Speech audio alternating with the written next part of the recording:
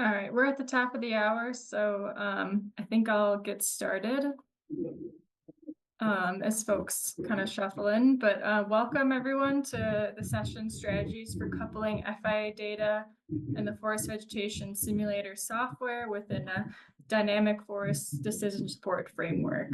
I'm Courtney Giebink, and with the Forest Service in Inventory Monitoring and Assessment Research. And I'm a liaison between R&D and the FVS staff. I'll be the session moderator. Just want to acknowledge my co-organizers, John Shaw, who's also a speaker, and a researcher with the Rocky Mountain Research Station, and Chris Waddell, the National Program Lead for Carbon Quantification.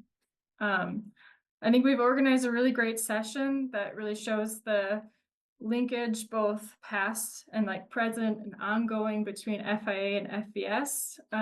You'll see how FIA is used within the FVS projections and how FIA can support and inform FVS development. We have 90 minutes for the session today, and there's 6 presentations. So I'll try to be brief here at the beginning so we can get started. But each presentation will have 15 minutes, and we'll take questions at the end of the presentation. When you're joining today, your camera is off and you're muted, but you can raise your hand or unmute after the presentation's over to ask questions. But please hold questions until the end of the presentation, or you can submit those via the chat, and I'll be monitoring those to address them at the end. Or I'd encourage you, if your question doesn't get answered, to use the Whova app website to ask questions within the Q&A site, and session presenters will check that in the days ahead. And then also a reminder not to photograph presentations unless it's okay with the presenters, which is by that icon, or they might say ahead of time whether that's okay with them. These presentations will be recorded. And finally, if you're having technical issues, just feel free to reach out to me with support, and I'll be sure to do that. But yeah, thanks again for our presenters. I'm going to hand it off to Alix Cleveland and Erin Smith-Mateja for their presentation, and they can introduce themselves. Thanks, Courtney. So my name is Alix Cleveland. I work for the U.S. Forest Service as an AD, an assistant director in the natural resources staff area, which is where the forest vegetation simulator and the team that works on that is located. For folks that aren't familiar with how the U.S. Forest Service is set up, the National Forest System, which is where the natural resource area and the forest vegetation simulator group is located, is like a sister branch of the agency with the research and development. The National Forest System primary focus is on the management of the 154 national forests that are found across the country. And the FVS team is responsible for the development, the maintenance, and the deployment of the forest vegetation simulator, which you're going to be hearing all about for the next hour.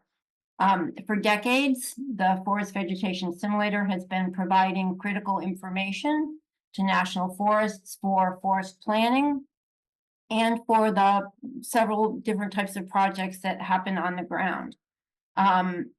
Specifically, through growth and yield modeling, their work is critical for how forests are able to look at and describe sustainable forestry practices.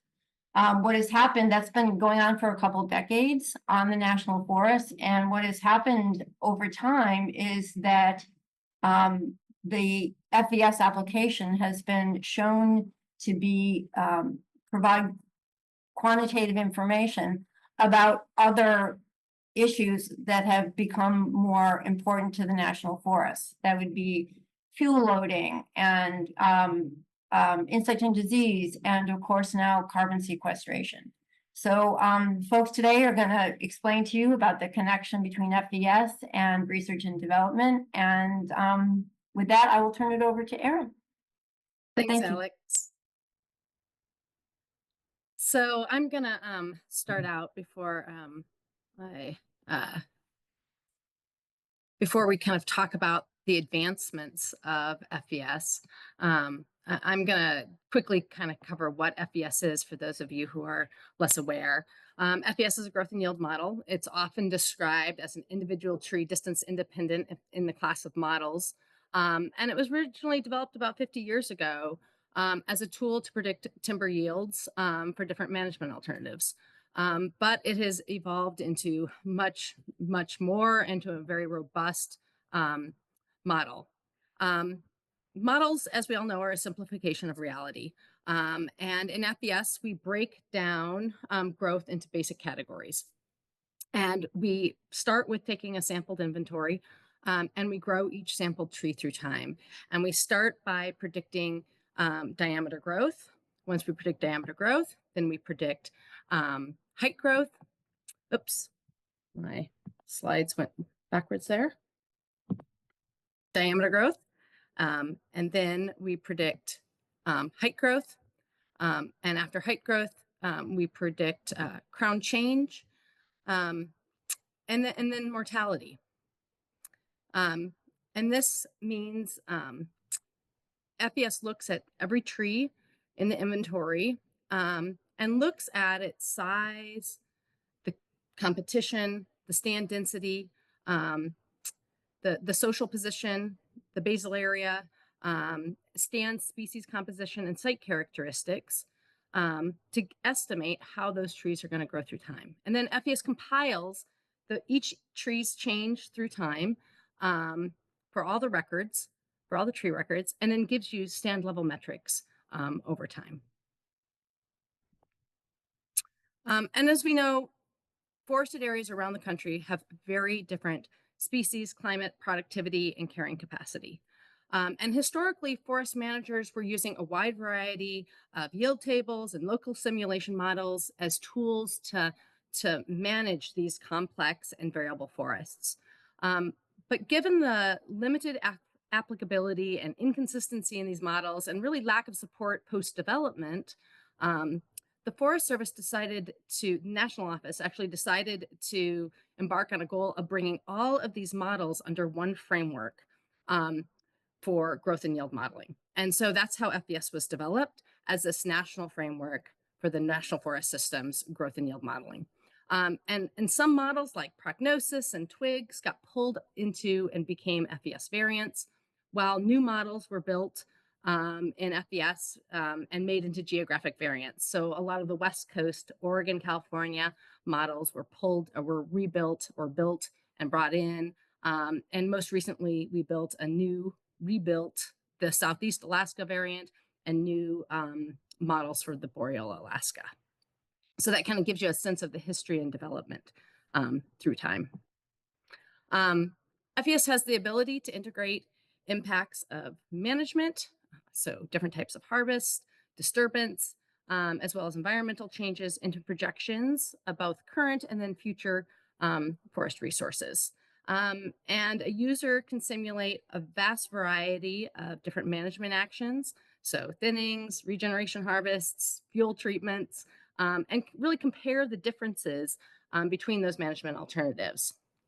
And an example here, of some of the output, and you can look at all different types of tables and graphs and different types of metrics of stand composition and structure, hazard, carbon accounting, and habitat indices if you wanted to.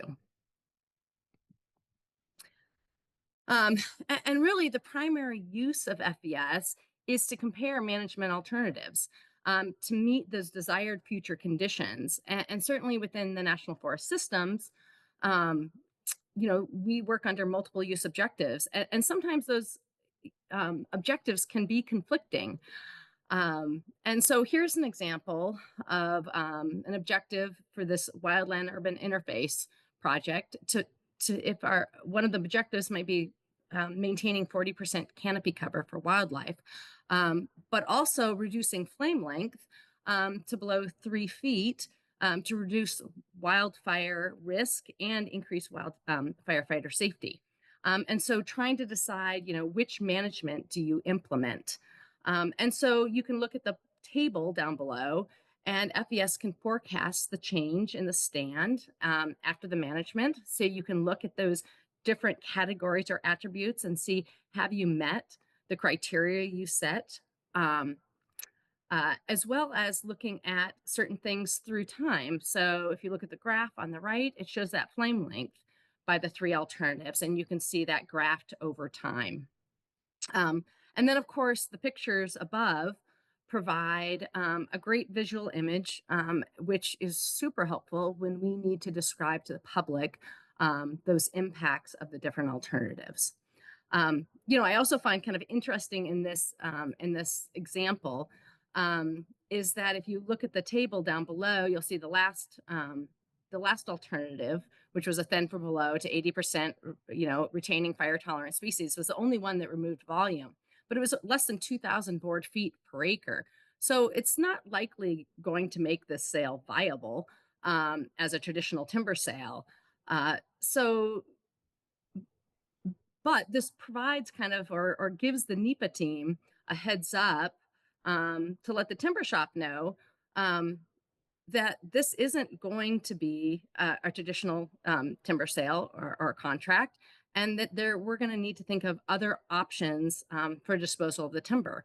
And perhaps that means using an agreement rather than a typical timber contract. So it also provides not only kind of what those alternatives are, but what the mechanisms are that the team needs to be thinking about as they move forward for the disposal of timber or for whatever management they're going to put into place.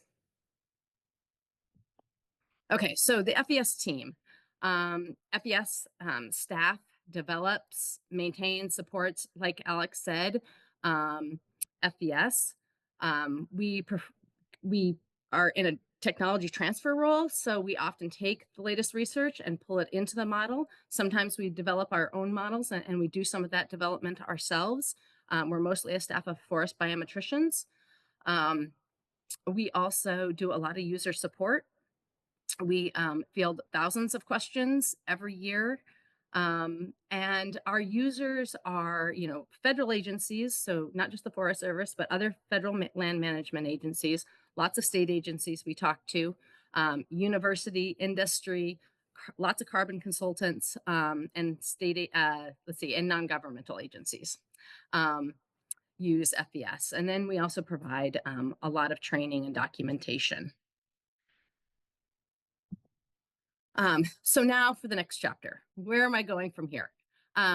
So the FVS staff is aware that we need to look at where we go from here. What's the next chapter for FVS? We have geographic models that have been built from data that are 30 to 50 years old. So old data built a lot of these, not all of them, but a lot of these geographic variants. And recently, we now have new nationally consistent data systems under the new FIA protocols with multiple measurement periods now recorded and available. So how do we rethink FVS? How can we build nationally consistent growth models, mortality models, and regeneration models from these contemporary data sources and methodologies, and using new methodologies? And then what's also the opportunity to integrate climate sensitivity into base FVS? Historically, FVS used site conditions like elevation, slope aspect, those types of things, and productivity variables as proxies for climate effects like growing degree days and water availability. But can we instead use climate variables? And then obviously there's a need to make FVS easier to maintain and a much more updatable code system. Okay, and with that, I see Courtney on the screen. So FVS, all of our software is easily downloaded from the website, along with documentation and training and videos. And then FVS is open source, so anyone can go out to GitHub and pull our source code as well. And with that, I think I'm done. Thanks, Courtney. Thanks, Alix and Erin. Is anybody, I think we have time for just one question. If anybody wants to come on audio or camera really quick, just ask a question. Otherwise, I can ask a quick question to Erin. I wonder if you could talk a little bit more about that wish list and how FIA can support some of that wish list more, maybe a little bit more specifically. Well, sure. I mean, all of a sudden we have, FVS had, if you think about all the geographic variants of FVS, you've got ponderosa pine equations built with the prognosis model, dealing with that geographic set, and another one for ponderosa pine down in Southern Oregon. Why don't we think about, on a larger landscape, building ponderosa pine equations throughout the U.S.? And obviously, the FIA data is perfectly suited for that. There's a consistency across the U.S. that we've never had in the past. And so being able to work with FIA and with partners and universities to do this work, because certainly our small staff can't do it all. And so it's going to be essential that we partner within the Forest Service and with externals if we're going to actually take on and be able to move FVS forward. All right, thanks again. Thanks, Alix and Erin. The next presenter is John Shaw, and I'll invite him to start sharing his screen. And yeah, John, feel free to introduce yourself. Okay. Yeah, I'm with the Rocky Mountain Research Station FIA program and working with the FVS folks like Erin for many, many years. I think like 25, pushing 30 years now. And my talk will be pretty quick. Now that you kind of know how the FVS works, I'm going to tell you how to feed it. We don't need this one because Erin and Alix covered that adequately. It's my insurance slide. But why do we need to connect or go through the process of connecting FIA and FVS? As you'll see in like all week here, like large scale evaluation is becoming pretty common practice. In this session alone, Jeremy will be talking about his BioSum program. On Thursday, I'll be talking a little bit about work with Region 1 and the Planning Services Group with their decision support. But then there's all sorts of other folks out there that come to us pretty regularly. I want to work with FIA data and FVS to do X carbon modeling or whatever. And then a thing I've been working with on the side is trying to do it as a complement to our FIA state reporting that most people are familiar with, have like kind of companion projection documents. So a lot of data out there, but as Erin mentioned, it's kind of new that things are really widely available and consistent. FSVEG happens inside the Forest Service. It's sort of spotty spatially and temporally. But you can get it into FVS pretty easily if you're inside the Forest Service, and not so much if you work elsewhere. As a lot of states have their own inventories, but of course you're going to be limited to where working in this particular state. Tribal and other private lands have their own continuous forest inventories, but they're usually proprietary use. And with all of those various data sources, except for FSVEG, there's a step that probably needs to be taken to get the data ready to be ingested by FVS. So FIA is really the only really widely consistent source where FVS ready data is kind of plug and play. And so we have a huge demand for it now. And the reason we created it like that is because of the demand that's been up over the years. Last year at the FVS conference, they did a couple of talks, and I kind of took an informal poll of the audience there, and about 90% of the people in the audience were using FIA data in some capacity in FVS. This is just kind of a graphic of the thing I'll talk about a little bit more on Thursday with what's happening with the Planning Service Group out here. FVS is a feeder to other programs, other models. There's also be some discussion, I think, this week on the greenhouse gas entity guidelines that a bunch of us worked on, finishing up a few years ago, or a couple of years ago, and then we just met on it again for the next iteration. But in that case, we had to combine like all forest types of the U.S., broken up by geographic region, and for the fire chapter that I helped work on, various different fire scenarios. We only had 4 months to do the whole thing, and you can imagine if we had to cobble state by state, together all different data sources, that it would have taken us that time just to do that. So, and now we kind of have the easy button for dealing with FIA data. This is not the first time we've done it. It's been around almost since we switched over to the annual system, our old map maker tool, for those of you who have been around for many, many years. Then for various reasons out of our control, we ended up having to drop that. The FVS staff picked up the torch and came up with a translator. That was a little bit of a maintenance nightmare because they were trying to chase us with all our evolving FIADB. And so that got replaced eventually with what I'm calling FIA-FVS 2.0, which I'm kind of the curator of right now. It really went into production in 2019. We've had a few minor revisions since then. Jeremy Freed's one of my best contributors to, hey, look at this, we don't know what's going on there. And this year I just reprocessed all the plots so they all reflect all of the various small changes that have happened. So about 1.9 million plot visits available, including the non-forest, because there's applications for those. And then just like we do with FIADB, there's little updates as we go along and improvements. Right now we're working on FIA-FVS 3.0, which actually will move it entirely inside the Oracle processing system in FIA, so I won't have to really push many buttons anymore. And so when you go to the FIA Data Mart, and I think a lot of people are already familiar with, or download a state or even the whole country, the FVS ready data are coming fence along there, so I closed it for the ride. So make sure I can unmute myself on this. And so when I get inquiries into this, can you help me do something with FIA data and FVS? Over the years, it seems like they break down to a couple basic categories. So some people want to do kind of like we do with the FIA tools, and we want to do population estimates, except FVS is going to be actually doing the estimates, the projection for us, and we add things up. Or they're interested in just modeling a whole range of conditions, and they're not so worried about, just having, like a full panel of plots. And then, of course, geographic scope is a continuum. Some are fairly narrow, some are broader. But you either have enough plots based on what you really need in your area, or you realize that your area is really more variable than is just represented by the plots you have there. So there might be a reason to reach out farther and bring in more data that look like the plots that you have in your area.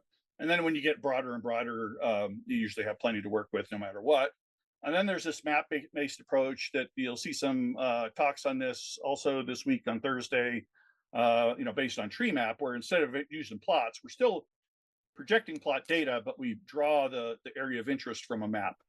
And then the big thing is, like I showed in the, especially with the fire scenario, are you just doing one thing, or are you doing a lot, like subjecting a single plot or a single stand to all sorts of different treatments? So that has the effect on what you do. So this is kind of the question, I want to run FVS for wherever. And I just really want to have the latest of that for my simulation. So I consider that, if you're going to a state or even a national forest region, a pretty broad one. Now, we don't really need to worry about the single or multiple scenarios at this point, because right now we're just trying to capture the data set. And there are a lot of ways to do it, but since they're looking for sort of a single level, I'm going to go with, well, let's equate that to an FIA panel. So we're going to use the evaluation identifier in the FIADB and use that as our basis for pulling plots out. Now, you'll leave a few plots because in every cycle there's some skip visits and things like that. So you're sacrificing a little N for having plots that all sort of belong together in a statistical evaluation.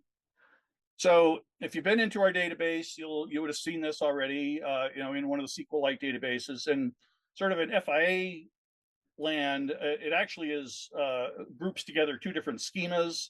There's the FS-FIADB, which is all our normal tables, and then the FIA schema, the FVS schema that has the special tables that FVS is going to take in. Now, I don't recommend, especially if you're doing the whole country, to dink around in that database. It's 66 gigs, and if you blow it up, it's a lot of download, you lose a lot of stuff. So what I do is I always attach a little project, a brand new project, to the master database, and I just pull from there. And then if you've been into our database manual, which I'm sure a lot of you have been, you see this scary monster on the left there of how they all link together. It's really not bad as it looks. And the fact is that it's actually a pretty easy process once you follow the basic connections here. So I'm gonna, for the heck of it, for pick an evaluation, I've got the Utah periodic inventory from the 90s. Let's say I'm just gonna roll that forward to see, what those stands would look like today if nothing bad had happened to them with fire and bugs and all other sorts of stuff.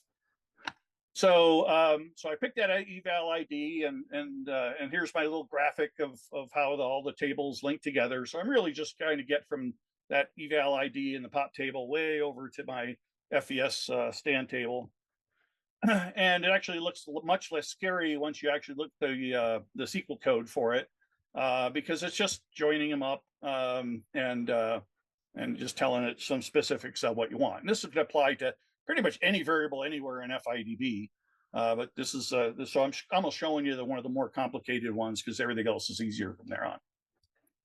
Okay, so once you do that run, takes a minute or two to pull out what you want. And I get my stands to run in FVS, but I don't have any trees yet. So I got to go back fish into the database to do that. And that is done in a yet even simpler query where I'm just using the stand table that I just pulled over by FIA condition, linking that to the big list of trees nationwide, and then pulling over only the trees that I need. So so now I've got those two in my little new project database. Looks like we lost John.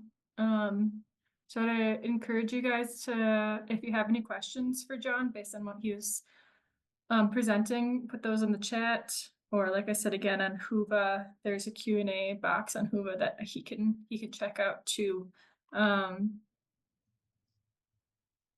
After the session, and we'll wait a couple minutes to see who hops back on. Otherwise we'll wait till the bottom of the hour for our next presentation. Thanks for being patient, guys. And to allow for transition, I think I'm gonna ask Mark, our next speaker, to come on. So yeah, our next speaker is Mark Castle. He'll give an update on national scale volume biomass integration.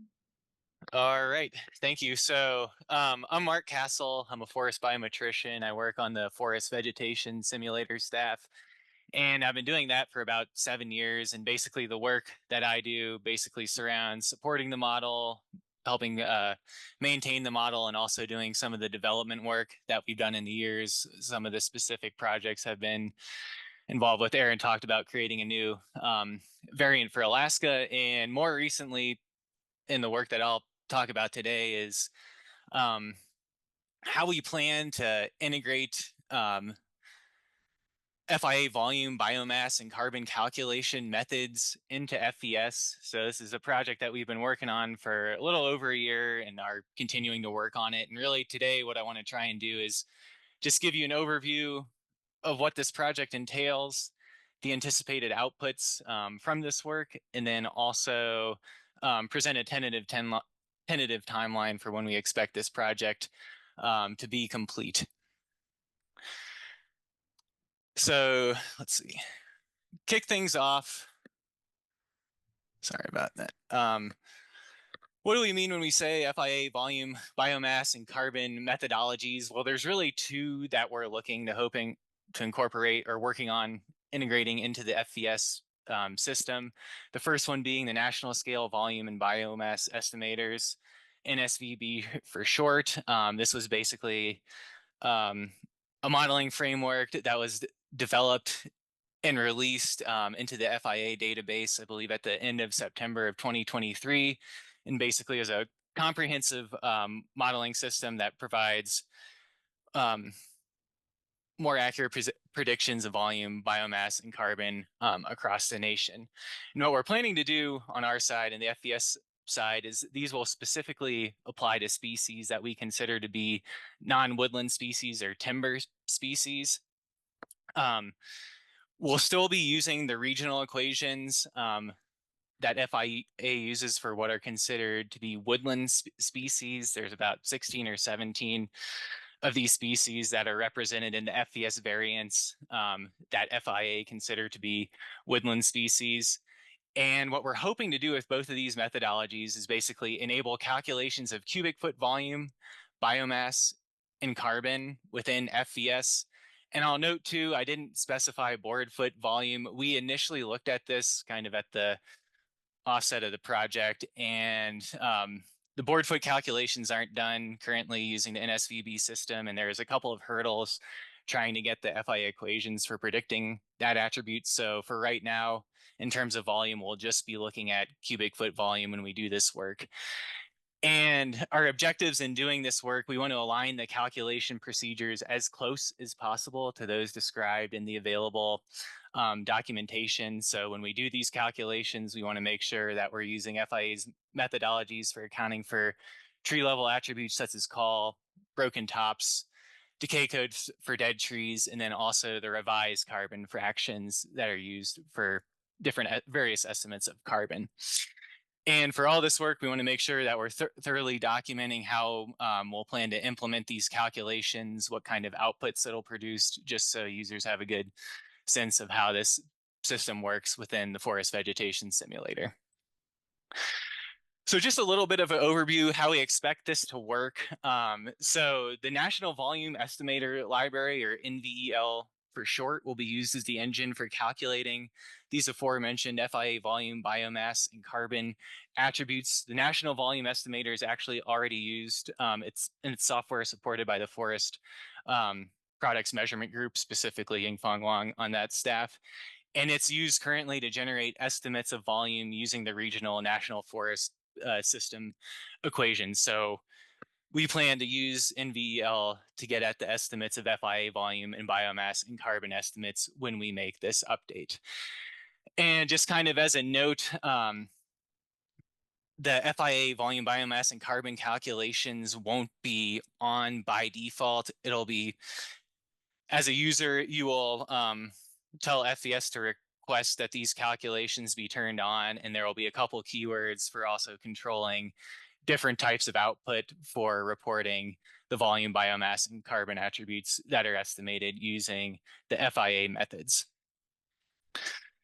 So I want to shift now to talking a little bit about what we expect in terms of outputs that we plan to report from the FIA methodologies. So we'll start with volume first. That's a little bit more straightforward than talk more about biomass and carbon. So there's three measures that we're looking to calculate using NSVB and also the equations that are used for the woodland species, and that's total stem cubic volume, volume in the merchantable stem, and then saw log sound cubic foot volumes. And specifically, all of these volumes will reflect sound volume. So for these attributes, we will be accounting for call and broken tops in these estimates. And there's a suite of FVS outputs where we plan to integrate these measures of volume. So hopefully a lot of you are familiar with some of these tables, but we want to get them included in the FVS summary table and the composite summary tables. And if you aren't familiar with the summary tables, this is basically just a table that tracks measures of stand density, stand size, and volumes throughout the duration of your simulation for each stand that you include in a simulation.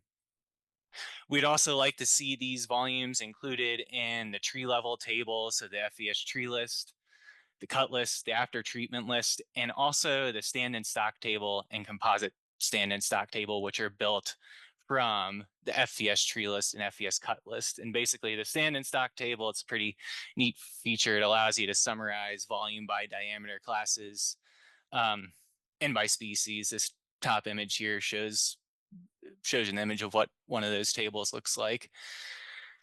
And additional to that, we hope to include the measures of volume as predefined event monitor variables, or variables that can be used to conditionally schedule management within FVS and also be available within what's called the SPMCDBH function. Not sure how that function was named historically, but basically what this function does is it allows you to calculate attributes by species, groups of species, custom size ranges, and other attributes. And there will be a couple other tables that I won't talk about where the FIA volumes will be included as well. All right, so shifting gears over to biomass and carbon. This was not as straightforward as figuring out where to deliver the measures of volume in the FVS system. And before talking about where we're headed with these attributes, it's worth spending a little bit of time talking about how biomass and carbon attributes are currently calculated within forest vegetation simulator system. So as of now, all biomass and carbon estimation actually occurs what's called the fire and fuels extension, which is basically additional functionality in FVS that allows you to do fuel modeling, simulate the effects of fire or potential fires, and also track things such as snag records or standing dead trees over time. There's a whole user guide that goes into depth with it. But what happens in FFE is ultimately you get calculations of fuel loading.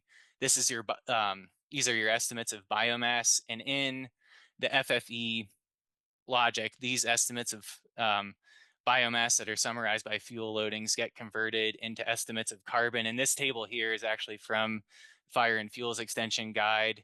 You can see that the pools of biomass from the FFE All Fuels report, how these get converted to the estimates of carbon that are reported in the FVS carbon table that probably a lot of you are familiar with. And as a user, you have the option to replace some of the carbon pools with estimates from the Jenkins 2003 equations. You can do this using the CarbCalc keyword, and you can replace basically the estimates of above ground live total carbon and above ground live merchantable carbon as well. So when we were looking into figuring out how to execute the calculations of biomass and carbon, our first kind of question that we posed was, well, okay, since biomass and carbon's already handled, within the fire and fuels extension, can we incorporate these FIA volume, biomass, and carbon methodologies into this framework? And after a good bit of research, it became clear that no, this wouldn't really be easy. When you're doing calculations following the FFE logic, basically calculating biomass and carbon by size class, so you can get the different pools of fuel that are required for the fire modeling, it becomes very challenging to follow the FIA calculation procedures. In other words, we wouldn't really be able to easily derive estimates of standing biomass and carbon that would match those reported in the FIA tree level database, for instance. So we couldn't really match what the FIA calculations we're doing if we were to embed them within the fire and fuels extension. Additionally, it's challenging to comprehensively account for the other suite of tree level attributes that the FIA calculation methods encompass, such as the broken tops, call, decay codes, and revised carbon fractions. And kind of the bottom line that we figured out is FFE code base would need a significant update to balance the objectives of tracking the fuel, doing the fire effects modeling with the biomass and carbon reporting that's consistent with how FIA does it. So based on that information, we switched directions. So after looking into, the complications of trying to get this system into the fire and fuels extension of FVS, we came to the conclusion that the FIA biomass and carbon calculations seem better suited to execute and report in the base FVS system, so not included in the extension. And that's where we plan to intend FIA-derived biomass and carbon. And there's 5 attributes that we're currently looking at. So we're interested in trying to report above ground carbon. This would specifically include the material in the stem wood, branch material, and bark, the merchantable stem in terms of the wood from that stem, the sawlog portion of the stem, and then foliage. Below ground is one that we were interested in trying to derive, and I know it's of interest from our user base. We're still trying to figure out some of the calculation details of how that's how that one's done. But ideally, if we can get that into some of the outputs that we intend to report, then that we would like to include that as well. And for these attributes, there's 3 different avenues that we're hoping to pursue in terms of output tables that FVS would produce. So starting up here, we're thinking about having basically a stand level table that would report the FIA biomass and carbon values across time. This would be structured similarly to the FVS summary tables, where you could get these attributes recorded across time at the stand level. And we also hope to include variables that account for removals for these carbon and biomass attributes when you include a thinning in your simulations. Moving on from that, there's been an interest expressed by our user base that people would appreciate estimates of tree level biomass and carbon. And I would say, one advantage of housing the FIA calculation methods within base FVS is it's much more easy to calculate and report tree level biomass and carbon attributes. So one of the tables that we're thinking of generating is a tree level table, which would report out the different measures of biomass and carbon calculated by FVS, as well as additional tree attributes such as the DBH, species of the tree, the height, and other attributes relevant to the biomass and carbon calculations. And similarly to the volume, we hope to get these measures of biomass and carbon available within the event monitor, track them as predefined event monitor variables, and also try and integrate them into that SPMC DBH function, which just could calculate these attributes based on individual species, groups of species, ranges of tree sizes, and other tree level attributes. So that's where we're planning to head with those outputs. Here's kind of the proposed timeline of what's happening. There's basically 3 phases of this work that I think we can break everything down into. So there's the scoping and initialization phase, which is basically figuring out, where we should execute these calculations, how the outputs should be reported, figuring out, in the big picture, what FVS code needs to be changed to make this happen. Second stage is actually implementing the code changes. We're currently working on this, and I'd say, about halfway through this currently. And then kind of the final stage will be doing the testing and documentation. There's going to be a lot of testing that needs to be done to make sure our calculations sync up with those in the FIA databases, and also making sure that it's very clear in our documentation how these methods work, what outputs we plan on delivering, so on and so forth. So while we've made a lot of progress, there's still a good bit more to go. I would say tentatively what we're trying to have this project complete, hopefully in our second or third quarter release in 2026, which would be the April to the July timeframe.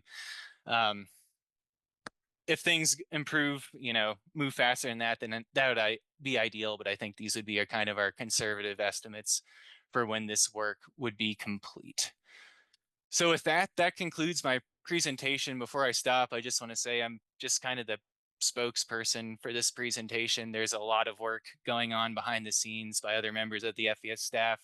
Yingfang from the Forest Products Measurements Groups has been integral in helping out get this work fulfilled, and also those from FIA in terms of providing guidance on how things work within the FIA system. So that concludes my presentation. I'll turn it back over to you, Courtney.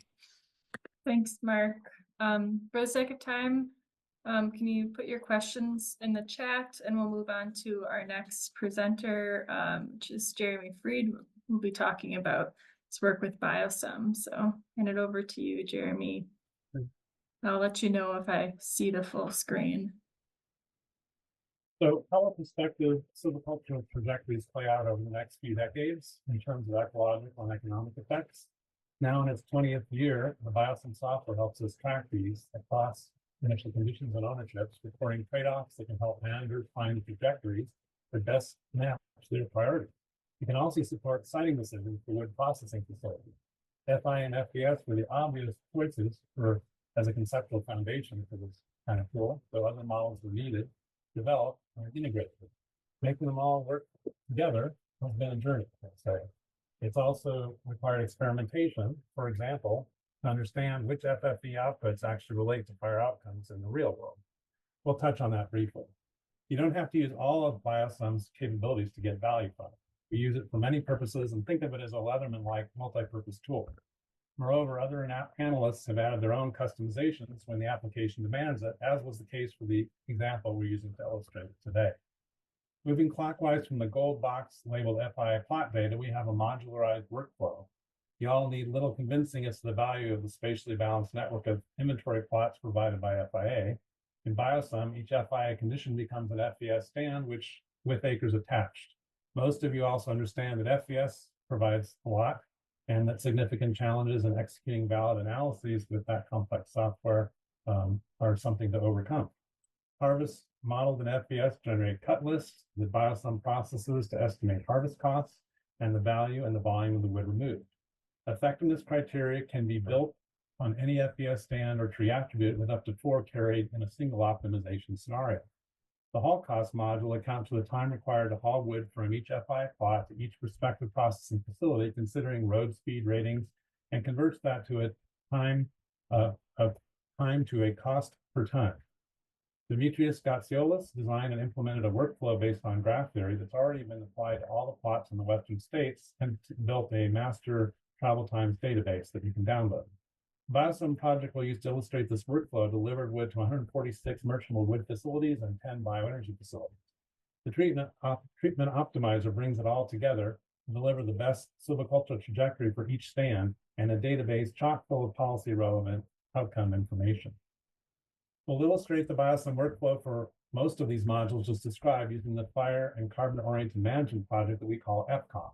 That study sought to understand how the once seemingly fireproof rainforests of the west of the Cascade Crest can be made more fire resistant, something that's not current practice there.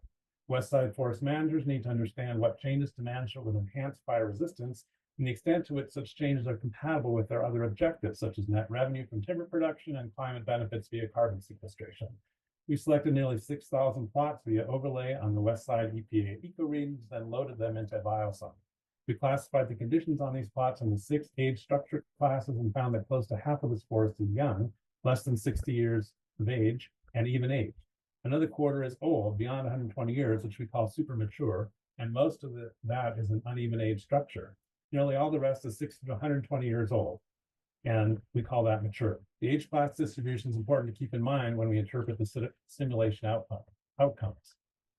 In the FVS FFE module, we define 40-year silvicultural trajectories defining harvest and fuel treatment actions that can happen in the forest by following a silvicultural prescription that may in fact be a package of different management actions contingent on conditions over those 4 decades.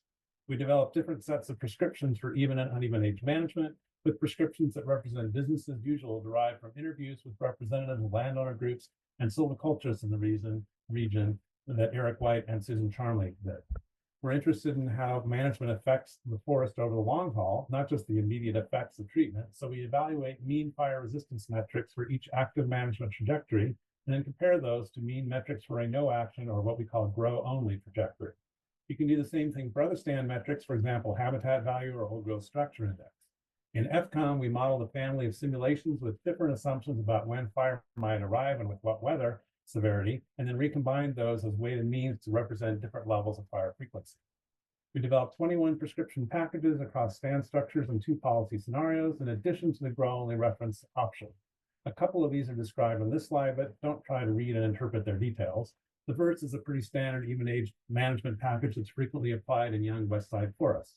It implements different operations depending on the stand age and density, ranging from pre-commercial thinning to a final clear cut.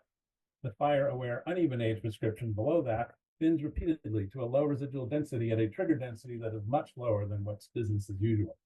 Prescriptions are named in BioSum, but all coding to control FVS simulation is performed outside of the BioSum software. We encourage users to write keyword control programs to preserve a documented record of exactly what simulation parameters were applied to generate the FVS output that gets loaded to BioSum. BioSum's FVS module generates an FVS in database containing the FI conditions you want to model. It starts with the stand init and tree init tables from FIDB that John mentioned earlier, then does some customization. Users needing only to build an FVS input file of FI data, for example, Dan Swan doing his work with calibration and validation of FVS carbon growth predictions, go only this far with BioSum to build FVS simulations that can be compared to empirically measured change. Check out Dan's presentation on Thursday at 11 a.m. Pacific. Simulation timing is up to the analyst, along with the choice of simulation years to load into the pre and post registers of each of 4 BioSum cycles. BioSum uses these 8 time points over 4 decades to calculate weighted mean values of the stand attributes and total wood produced costs and revenues. All simulated tree records, both in the cut list and the tree list, get assigned FI volumes and biomass when they're loaded back to BioSum. We'll be migrating those calculations to the new national system next year with the help of Jason Brown and his Java job. The cut list output from FVS gets summarized by BioSum for each stand, prescription, and cycle into 4 tree size classes: too small to utilize, submersible size, and converted into dirty chips for bioenergy feedstock; less than 20-inch trees that are merchantable and amenable to mechanized logging; and large trees that require manual felling. For each size class, attributes like trees per acre, mean volume per tree, and average wood density are fed into op cost, along with site factors like slope and yarding distance in the chosen harvest system. This R script implements nearly 50 equations from the logging cost studies literature for machines used in 10 different logging systems and spits out cost per acre. Processor uses the same cut list used for estimating harvest costs to compute volume, biomass, and value per species group and size class for merchantable wood and for dirty chips that contain a mixture of wood, bark, and foliage, also known as hog fuel. On a large project like FCOM, this table gets populated with millions of records. Wood yield is aggregated in the main simulation results to just merch and chips, but anyone needing to understand the specific kinds of wood generated through management can reference this table. FFE reports many metrics potentially suited to tracking fire resistance. All depend on fire and fuels extension characterization of surface fuels, which hasn't been formally validated. For FCOM, we relied on the first order fire effects model predicted tree volume survival proportion when surface flame length is 6 to 8 feet, a metric I developed with Terry Jane a few years ago for a couple of reasons. It doesn't directly depend on surface fuel model, an attribute that is notoriously difficult to get right, and the 6 to 8 foot flame length behind it covers the range of fire behavior where resistance is needed and actually has a chance of affecting fire outcomes. Empirical FI remeasurements were also persuasive. Remeasurements of the 236 FI plots 1 year after the 2020 Labor Day fires let us assess all of these fire resistance metrics. Fuel moistures were very low throughout the fire, but plots that burned when winds were light had the potential for less extreme fire behavior and for stand structure to affect fire outcomes. Only 3 were statistically significant predictors of observed post-fire tree survival proportion. Those are in the green boxes here. And the first order fire effects model predicted survival volume explained more of the variation than the other 2. In fact, when you combine that with fire and fuel loading as a covariate, Sebastian found that it explained an impressive 50% of the variation in tree survival. Optimizer tracks up to 4 variables as the basis for effectiveness. We relied on equally weighted across time mean volume survival proportion that I just discussed, which I'm calling serve rate on this slide, and rated a prescription as effective if it led to greater mean survival than doing nothing, the first of 4 options shown here. Other criteria for effectiveness might consider the values of a variable with and without management, or involve more than one effectiveness variable, such as the examples here that also include canopy base height. When more than one prescription is effective, an optimization criteria will choose the best of them. We also chose to maximize serve rate to choose the most effective treatment. There can still be ties, and we broke those in this case with net revenue. We replicated FVS runs for different fire scenarios to track how carbon outcomes differ when fire arrives in forests at different stages in the resistance management trajectory. This wrinkle and the need for owner-specific objectives and prescription possibilities made the workflow more complex, forcing us into an optimizer workflow dependent on Sebastian's custom R scripts. We developed plausible logic for 24 combinations of age structure and ownership classes, business as usual and fire-focused scenarios, mostly summarized here as maximizing 40-year net revenue, mean old growthiness via the old growth structure index, mean fire resistance, or enforced non-management, shown here as GO for grow only. In some cases, such as private, we disallowed grow only, even if it was the most fire-resistant option, reflecting the reality that on most ownerships, non-management of their younger forests is not likely to be an option. There was The maybe next a minute. Quiet. The next few slides show outcomes from just the West Cascades part of the fire and carbon area management study. This summary of prescription selection frequencies under business as usual and fire-focused management demonstrates that shifting to fire-focused, and the crisis strategy seeks to do, shifts most management acres from business as usual to fire-aware prescriptions. It also brings a lot more area into active management, cutting the grow-only allocation marked by GO nearly in half. The surge in gray color in the active management prescriptions in the fire-focused panel reflects the big increase in super mature acres under active management, almost entirely assigned to fire-aware prescriptions that thin earlier, leave a lower stocking level post-treatment, and remove many more small trees. The last slides have 3 even age structure classes ordered by age, then the uneven age structure classes with business as usual in blue and fire-focused in orange. And barely 15% of the uneven age forests with half the trees survive fire under business as usual. Fire-focused management more than doubles that share. Most super mature forests are already fire resistant under less than extreme fire weather, so there's little opportunity for them to improve. Fire-induced mortality, the flip side of survival, is highly variable even within age structure classes, yet for all but one of them, the mortality reduction is statistically significant owing to the huge sample size. Fire-focused increases net revenue in total, in part due to big increases in area of mature and super mature forests receiving active management. Fire resistance treatments would deliver large quantities of merchantable wood from these currently unmanaged stands. Applying the treatment that most improves fire resistance in these old stands leaves old growth structure index unchanged or modestly increased in 20% of the cases. Where the index decreases, it does so by only 12% on average, suggesting some compatibility between managing for fire resistance and old growth units. Net revenue is reduced 30% in young even age forests, likely because of the higher cost and lower return from cutting trees at sizes smaller than they would be otherwise. Fire-focused management reduces net carbon sequestration in the young plantations that currently cover half the forest and supply most of the feedstocks for wood products. Sequestration remains fairly high. It falls about 20% despite an increase in net growth, owing to removals of smaller trees at earlier stand ages, reduced site occupancy, increased emissions from residue burning, and less area treated compared to the business as usual. In the oldest uneven age stands, a drop might result from reducing growing stock on which growth can accumulate. BioSum can do a lot to provide policy relevant information from a couple of the agency's proudest accomplishments, but like all models, it depends on what you put into it. Getting realistic input parameters requires engagement with managers, which can be hard to pull off as folks are very busy, and creativity is required to make the case of how BioSum results will help them realize a return on their time. Deep FVS understanding is also needed to get the prescriptions right, and obsessive attention to quality assurance and experimentation makes successful valid analyses more likely. The coming soon section gives you an idea of development plans for next year. There's probably no time for questions, but please hit me up later. I'll put the questions in the chat and I'll try to respond to them. Thanks, Jeremy. Yeah, we're gonna we'll keep moving to stated time. So like Jeremy said, please put questions in the chat. Awesome, we see your screen. Looks good. Awesome. Thank you, Courtney. So I'm going to be talking about an FIA-based natural tree regeneration imputation methodology and package. My co-authors and I are Leila Giovanni and Daniel Swan are calling REGIMPUTE.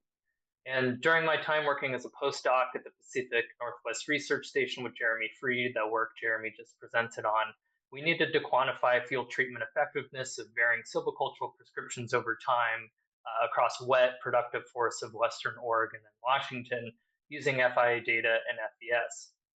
And given natural tree regeneration can nullify treatment effectiveness over time as ladder fields accumulate, we needed a systematic and empirically based method to account for natural tree regeneration in our FVS simulations.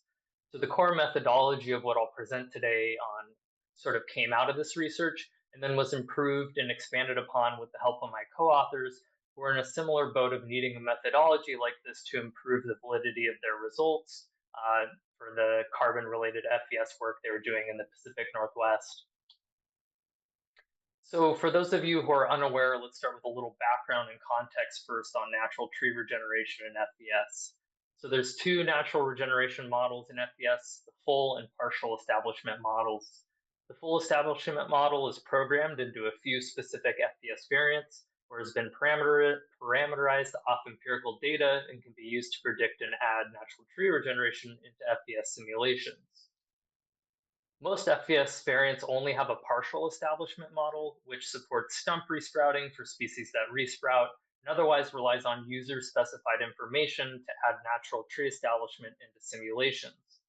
So in most variants, natural tree establishment is not occurring unless the user specifies it. For replicating certain silvicultural treatments where replanting density by species is known, this works out fine, but otherwise the user must guess when and how much and what species will establish from seed dispersal. And when you need to simulate many stands with varying site conditions, forest types, structural states, and species compositions, choosing to guess tree establishment quickly becomes a bad idea. So for those of us working in variants that only have the partial establishment model, one has to ask whether simulation results are realistic and valid if they don't account for natural tree regeneration. And if the answer is no, how do we start fixing this problem? Well, this isn't a new problem for FVS power users. Folks have been thinking about and coming up with workarounds for a couple decades now. The problem is that older solutions often relied upon external software programs and models that are no longer functional, were coded and parameterized to only work in certain variants, geographic areas, forest types, and for FVS suppose, which is now unsupported and obsolete. Other newer solutions have also been geographically specific and reliant on outputs from complex statistical models, where it's unclear how those model predictions could be operationalized and integrated into FVS simulations. And so to date, there hasn't been a natural tree regeneration methodology that could be systematically operationalized across variants and by the average FVS user. Among past solutions, one methodology stands out as worth adapting and modernizing, which was the Repute methodology developed by Don Vandendriessche. This was a software program that interfaced with FVS suppose. Repute is no longer functional, but the core methodology relies on empirical tree regeneration observations from FIA plots, and it strikes a good compromise between precision and over-complexity, and it can be adapted to work in FVS online on local. The core idea that's implemented in Repute is that as a process, natural tree regeneration is strongly tied to forest structure and its change over time. It used intersections of stand, overstory, canopy cover, and quadratic mean diameter as categorical strata to represent and classify a continuum of forest structural states, from bare ground to stem exclusion to mature forest, then connected empirically observed natural tree regeneration outcomes, specifically small sapling densities, to those structural state classes across a sample of FIA conditions at the variant level. An example of these structural classes are shown in the table on the bottom right of the screen. The core Repute method produces a lookup table derived from FIA data at the variant level that can function as the basis of a natural tree regeneration Imputation module, stratified by forest structural class, species, as well as the aggregation of species into shade tolerance groups. So in this table on the right, the Repute methodology has been used to build a lookup table of mean small sapling density by species and by shade tolerance groupings across a continuum of forest structural states based on empirical observations from over 4,000 FIA conditions that are associated with the West Cascades variant. This lookup table also functions as the core of REGIMPUTE, providing a systematic and empirically based methodology for imputing natural tree regeneration into FVS simulations across all variants or user-defined geographic areas and/or forest types. So REGIMPUTE ultimately uses this core methodology from Repute, but it creates a refined, systematic, semi-automated, and user-customizable product that can be applied anywhere in the US. By making the entire workflow processable via CSV, keyword, and SQLite database files, and a series of R scripts for automation, we mitigate risk of obsolescence and dependency issues that have plagued past solutions and provide the capacity for users without extensive programming skills to use and customize the methodology to fit their needs. Most users will simply utilize pre-processed variant-level ready-to-use regen keyword files that will add background and post-disturbance tree regeneration into simulations as appropriate. There are two different empirical sample estimation methods users can choose from. One is based on estimating the sample at the species level, and the other is based off of estimating the sample at the species shade tolerance level. So individual species are aggregated into shade tolerance groups. Power users may wish to customize the FIA empirical sample based on criteria they define, such as finer geographic boundaries than the FVS variant or specific stand attributes such as forest type. In this case, there's a semi-automated workflow in place that quickly facilitates this process. So I'm going to try and stay mostly out of the weeds on this, but I'll outline the high-level workflow RegImpute uses to process variant-level regen keyword files in the same process power users can take to customize the empirical sample. So the user starts by creating a CSV file with all variant-supported tree species listed with their shade tolerance classification. This data can be pulled from a publication by Niemans and Valadares, who quantified shade tolerance of nearly all tree species in North America. It's pretty incredible what's in there. Then an R script uses that species list, CSV file, and state-level SQLite FIA database files to create an FVS input file from the FIA sample of all eligible forested stands at the variant level, or finer depending on what the user wants to do. The input file is loaded into FVS, keyword file appended. That keyword file gets created by an automated R script, and you'll run that for, in a single FVS run. It gets processed for 1 year, and that will compute observed small sapling density by species, as well as seed source availability by species in each stand. The user then downloads the FVS output file from that run and plops that into the RegImpute file directory in the right variant folder. And finally, a series of R scripts called from a source script calculate the empirical lookup table from the FVS compute output table and writes regen keyword files for the shade tolerance and species-specific methods. And all of the imputation logic is contained entirely within the regen keyword files, which is totally customizable. And again, a high-level overview of how the regen keyword files function in FVS. And this is assuming we're using 10-year FVS cycles. So forest structure class, small sapling density, and seed source presence by species and shade tolerance group get computed in every FVS simulation cycle that gets tracked in the FVS compute table. And then in every FVS cycle, species level or shade tolerance group level conditional statements get evaluated, asking whether observed small sapling density is lower than the mean expected density from the FIA sample for the currently observed forest structural state class in each stand. And if conditional statements are true, where density is lower than empirically expected and seed source species or groups are present in the stand and the stand is not already stocked, the difference in small sapling density between what is expected and what is observed in the stand is added in the following FVS cycle. Total added tree regen gets spread across the local seed source species observed in the stand. And the regen added into the stand can be tracked via species or shade tolerance group level variables in the FVS compute output table, so you know what is being added into the stand and when and by species. Returning back to the original research question that stimulated my quest to develop RegImpute, how does accounting for natural tree regeneration using RegImpute influence field treatment effectiveness over time relative to default FVS behavior, or what we call FVS out of the box? To illustrate this, we ran a few simple simulations for comparison. Across all FIA stands associated with the climatically wetter Western Cascades and drier Eastern Cascades variants, we applied a silvicultural treatment focused on reducing fire hazard in year 1, then compared the evolution of trees per acre, quadratic mean diameter, and canopy base height between 10 and 60 years post-treatment over time. The species-specific and shade tolerance method results are compared with default FVS behavior in the box plots on the right. They're color-coded there, where the yellow diamonds are the distribution means for each box plot comparison. And so when we use RegImpute, trees per acre is higher, and canopy base height and quadratic mean diameter is notably lower relative to default behavior. So we can see field treatment effectiveness decline over time due to natural tree establishment, which is missing from default FVS behavior.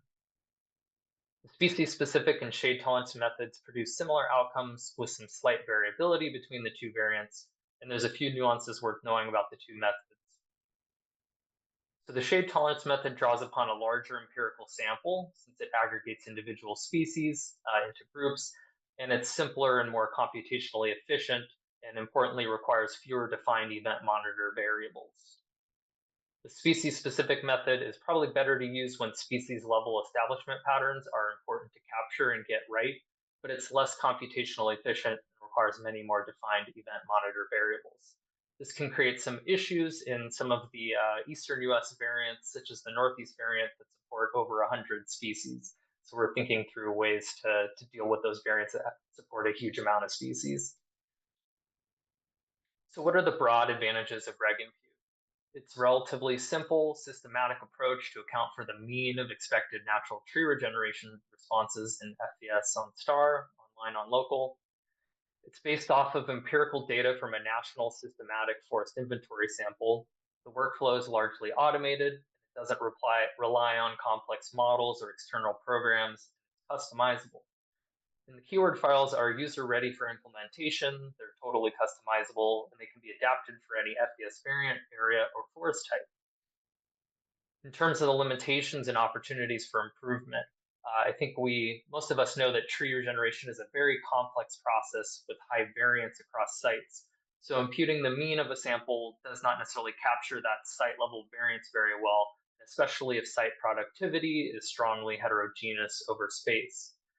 The methods only account for resource availability via the proxy of forest structure, but we know that site productivity can strongly affect regeneration responses as well. So there's potential for users who need greater accuracy to use measures of site productivity and climate to scale mean expected regen responses up or down as appropriate.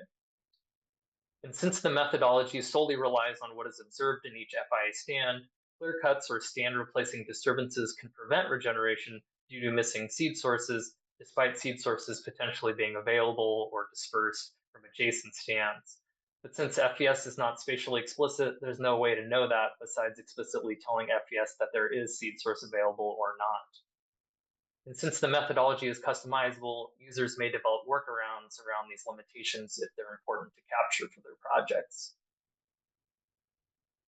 So what does REGIMPUTE functionally look like? It's essentially a file directory that holds all the R code scripts, files, and sort of the whole workflow if one wants to run their own custom empirical sample estimation, as well as the variant-specific inputs and outputs, including ready-to-use regeneration KCP files that can be appended to FVS runs. Eventually, we plan for REGIMPUTE to cover all variants that do not have full establishment models. And we're currently working with the FVS staff. Shout out to Mark Castle, who's been helping with this to cover, to basically power test the methodology. And there's long-term potential to have the methodology or some version of it hard-coded and integrated into FVS. The current version of the file package that gets updated when we update things is publicly available in a Figshare repository. So if you go to Figshare and you search for REGIMPUTE, you should be able to find that and download that. And with that, I'll take any questions if I have time. Thanks, Sebastian.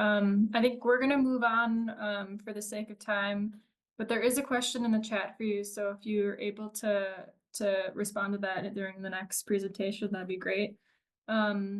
And yeah, our next presenter is David Diaz. He'll speak on simplifying, consolidating, and refitting FVS diameter growth equations across multiple ecoregions. So I'll hand it over to you, David. Great. All right. Appreciate the opportunity to dive back into this and reflect on some of the things that I had done and reported early findings on at the FVS user conference and the growth model user group meeting now, with some more recent developments in the field of machine learning and things like that. This is work that's been supported for many years during my time as a PhD student at the University of Washington, as a director of forestry technology at EcoTrust, and in my current role as a forest data scientist at Vibrant Planet. So grateful for the support that I've received from all of these folks up so far. So in a nutshell, what we're trying to do is to demonstrate a workflow that is reproducible, kind of turnkey methodology to refit FVS equations This is not intended to be limited in applicability to the diameter growth equation. Diameter growth equations, I'm presenting this more as a proof of concept, that it can be replicated with multiple equations and fitting multiple equations simultaneously. One of the major questions that we wanted to test was whether or not we need the kind of grab bag or kitchen sink of diameter growth equations or mortality equations or a variety of equations that currently exist in each of the regional variants of FVS, or whether or not we could simplify them and make them more consistent across regions. As a Bayesian, I was also just particularly interested in handling uncertainty in an intuitive way. So wanted to reflect what we know and don't know about the parameters of each of these equations, and to be able to retrieve our uncertainty in those parameters in a way that will allow us to push and propagate that uncertainty through our predictions. So we'll talk about that and some of the things you can do with that as we go. So we fit this using FIA data. So obviously the kind of emergence of the FIA data stream and the type of formatting that John described allows you to ingest FIA data in a much more consistent way to drive a variety of things. And so we did this workflow entirely based on FIA data, focused in Oregon, Washington, California. We did some filtering of FIA data when refitting the diameter growth equations. And a lot of this has to do with this thing called fall down, or what's commonly called fall down in modeling exercises. I had a operations forester once describe it as modeler fall up, which I think is actually a better description of this, and that we often have growth and yield models that are very optimistic, about what type of growth can be achieved, largely because growth and yield models were historically fit on kind of pristine research plots. And when disturbances occurred, we're like, that's getting in the way. I don't want that to factor in. What we do know, though, is that there's some disturbances that it makes sense for an FVS user to specify. So this is, for example, if there's a harvest or a fire, there's the types of things that would make sense for an FVS user to be on the hook to dictate. Now, we often run into cases where insect, wind, and other disturbances may not be measured in the field, or the FVS modeler may not know how to specify them, or may not have confidence that FVS is going to simulate insect or wind or other disturbances the way they want them to. So we kept those types of disturbances in with the expectation that this is a normal part of forest growth and mortality that should be reflected. We shouldn't be cleaning the data to include things like this that are going to be showing up in the regular course of forest management. We did remove trees where the recorded change in DBH was so negative that it couldn't be explained by measurement error, that there's or just by that there's something more than just the amount of error about how much someone puts a tape around a tree. So something is wrong with this. So we do still tolerate negative DBH change over time. It just can't exceed a certain threshold. So this is an example where, oftentimes when people fit models like this, they'll throw out trees that either have no growth or that have negative growth, and that's not something that we're doing here. So we end up, depending on the species, we chose the 6 most abundant species across 4 FVS ecoregions that were kind of our focal areas. The NC, CA, PN, and WC regions were where we were focused on doing this. So from each one of those regions, we chose the 6 most abundant species, and it ended up producing 15 total species. So this is the number of species that we gathered. Even though we were primarily interested in interpreting the model fits in these 4 regions west of the mountains, we also gathered and used all of the species observations across Oregon, Washington, California to inform these models as well in a hierarchical approach. Okay, so the basic approach we have to actually identifying which models we want to use is that right now FVS has a big variety of covariates that can be used depending on which species and which region you're in. Some of the drawbacks of that is that there are still equations where there are collinear variables where you'll have 2 two variables, for example, that both indicate stand level competition. So it makes interpretation of what those variables mean impossible because they're both explaining ostensibly the same thing. So the big question is, can we fit a single simpler model without losing any predictive performance? Ideally, while gaining predictive performance, but can we at least make our lives simpler without losing predictive performance? And so this is what the basic diameter growth equation looks like in the Pacific Coast variant.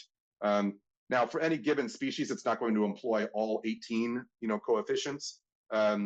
But there's a variety of things here that we said, well, can we just choose a smaller set of them and be happy with that? So we just chose a arbitrary benchmark model that didn't have any of the quadratic terms in the available to the full model in FVS, and we also just chose two competition indicators at the tree level and stand level that could be easily calculated from inventory data. So they don't rely on something like crown competition factor, which requires fitting another regression equation, for example, and just trying to rely on things that could go directly from inventory. So the way that we implement this is as a state space model. So what we basically have here is a process model that's described by the original Wyckoff diameter growth equation. It operates on a 5-year time step such that we evolve the original unobserved or true diameter into some value 5 years later. Each time the diameter is evolved, we make an observation of it with the diameter tape. And that is error prone. So we do have an error model associated with that. We don't treat the real DBH and the measured DBH as exactly the same thing. On many trees, we also have diameter increments that were collected with a punch. So on a small subset of the trees, we have a 5-year and 10-year increment that was measured. So we have two different, kind of hands on the elephant in the dark here. We have the diameter tape measurements that tell us something about diameter growth. And then we have these direct measurements of diameter growth through the increment borer. So we have two different models or observation models for each of those things, which each have different kinds of error. And we wrap them all together to try to come up with our best guess of what the true unobserved DBH is over time. Now we implement this in Python using Markov chain Monte Carlo. The package that I'm doing this with is called NumPyro, which relies on a system called JAX under the hood. This is not something you do on your laptop. This is a very computationally intensive problem to solve. But one of the things I do want to highlight here is that this is this exact approach of just writing process model equations in a language that is automatically differentiable allows you a big universe of possibilities in terms of mixing parametric models with more non-parametric machine learning models. So this is a great article I encourage y'all to check out where they give a lot of good examples, particularly around hydrology, where if you're not sure exactly how to simulate a process, you can drop in a neural network, or you can drop in some other model like that.